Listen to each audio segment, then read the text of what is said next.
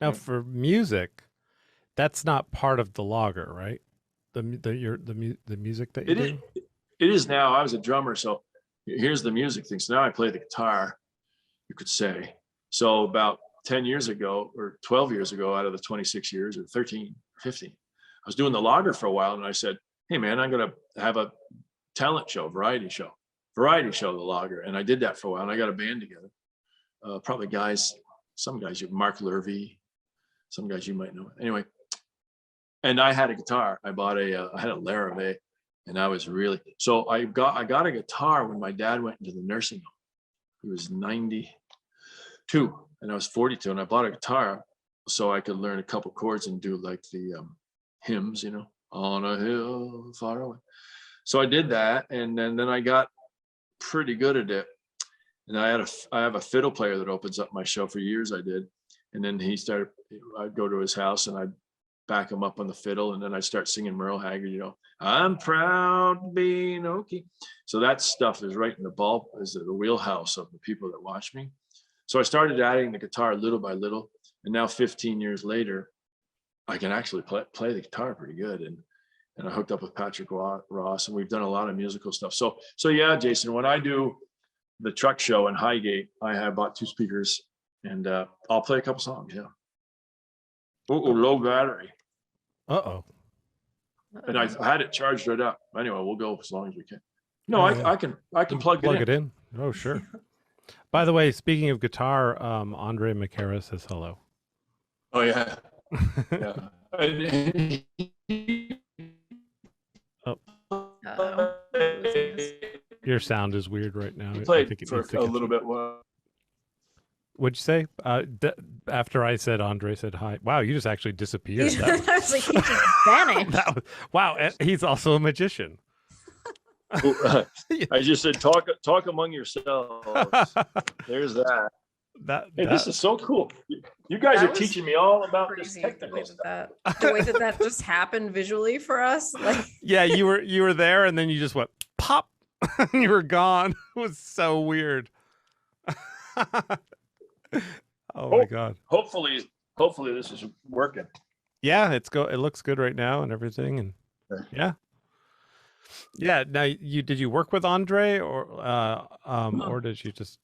Yeah, one of my guitar players couldn't, when I had that big band, and he came in and played a couple tunes. Yeah. Oh wow, yeah. Okay, cool. Yeah, he's good. And of course Tim Cavanaugh, because he said hello as well. Well, that was another thing. Tim Cavanaugh, Arena, was friends with Jason and everything, and he's a great guy. And he had his own Johnny Carson show. He produced that himself. And that was just when my thing was hot. I was the first guest. So I would be on every year during my birthday, and you just could.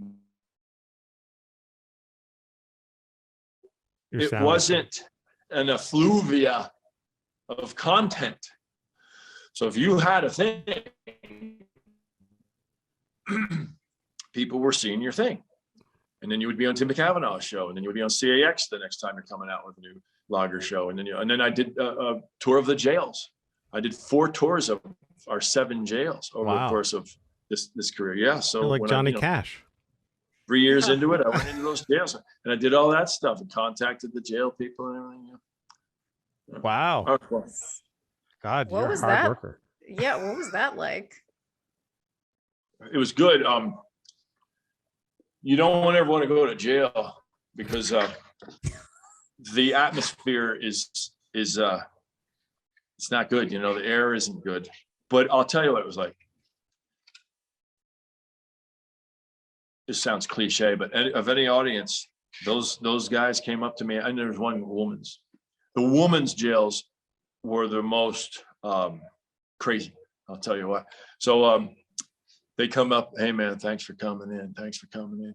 And then I'll be walking on the street. Again, it's hard to tell. It's hard to understand how small this place is.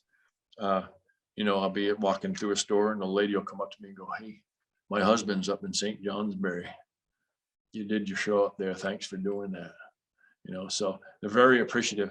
The women's jail, there were some urban women and there were some Vermonter women, and they were at odds. So now I'm a guy going in there with the cut off shirt, and doing some, mildly sexual selling sort of sexuality.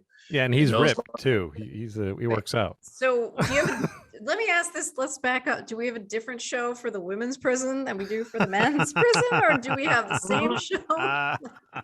No, different calendar too. Or it could be the same. You're like in pause mode just now, so you might want to. You have to remember, these Vermont had grown up. Say they're 18 to 24. They'd grown up watching my videos at Christmas time with their parents. So they knew me. It's a big fucking deal. And I've been in a movie. The urban women didn't know me, but the urban women were sure as hell going to laugh louder than them as the Vermont women. And it became really full of a lot of energy. You can get on and Google 7 Days did a big article of my jail tour, and she describes it really well. It was actually the guys' jail. So I would do crowd work and everything. So you can go out and do crowd work with these girls, Rena, and you could really spice it up. And they were just fucking, at any moment the lid could come off and the guards were standing right there. The guys weren't like that. So did you have, this is wildly interesting. So what was the most memorable moment or were there one or two moments that really stuck out? At the jail? Yeah, at the jail. Yeah.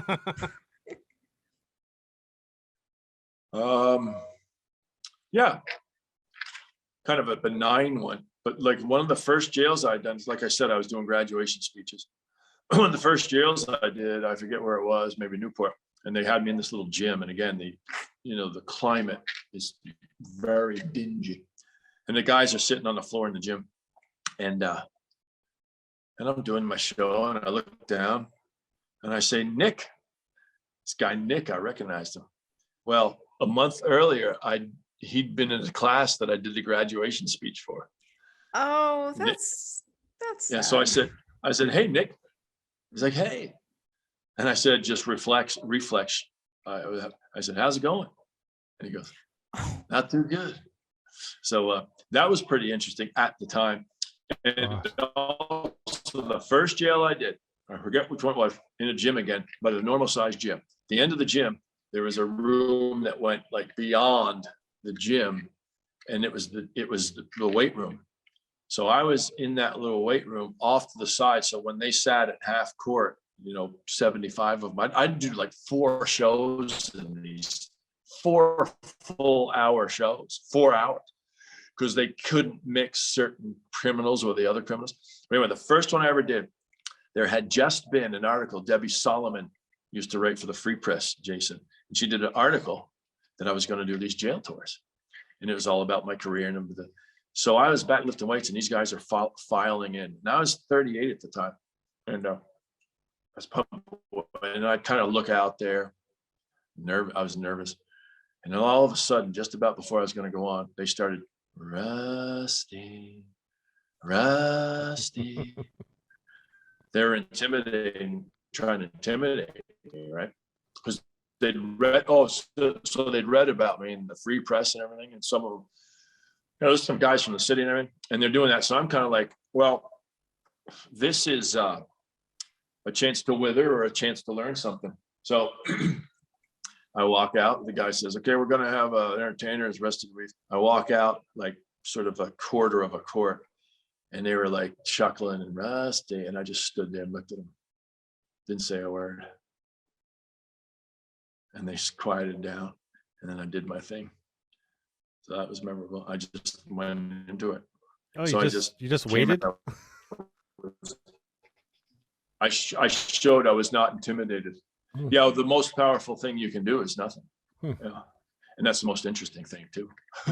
So instead of going out there and go, you think you're going to intimidate me? Look at this. I was just back there lifting 300 pounds. Not the right thing to do, maybe. I just went out there and stood there. Wow. Take your shots. So those are 2 memorable things. Wow. And the women's jails. But read that article. It's a good article. Yeah, if you send it to me, I'd like to read it. What made you decide to go to the jails and perform? Well, it's part because don't forget, I speak in benevolence to the working class. There's certainly white collar people who are in jail, but those are the people who I'm interested in. And I also think that they're paying their dues. Why should they not be entertained? And I have something that's entertaining. And also, it was another way to call up the big paper in the state and say, guess what I'm doing? I'm doing a tour of the jails. So they send a reporter over to my house and we talk all about it. And it gets you out there again at a time when, if you were on the front page of the living section, and hey, is worth that. Now it ain't worth shit, because first of all, the papers, who reads the papers? Second of all, if there's something halfway interesting, that's going to maybe hold someone's attention for, well, they won't even read it. And then there's something the next day. There's Roe versus Wade, which is unfortunate, and there's Afghanistan. So it just wasn't like that back then. So it was part marketing, but most of it was, and also a challenge. But also that's kind of the cliched thing to do when you're my type of entertainer. Johnny Cash, the first thing Jason said, goes into the jails. That's where Merle Haggard, who I love, was in jail when Folsom, when Johnny Cash came and performed. And Merle said to himself, I got to get my shit together because Oh wow, that's kind of a good Yeah, story. But I did it 7 times. I just didn't do it once and get that big pop early on. So then 7 days, 5 years later, did another whole feature article. Wow. They don't really, I tried it about it during the COVID, they didn't, but I tried it before COVID, and it's much more strict. The bureaucracy doesn't really, I guess they're just not interested in having me come in there right now.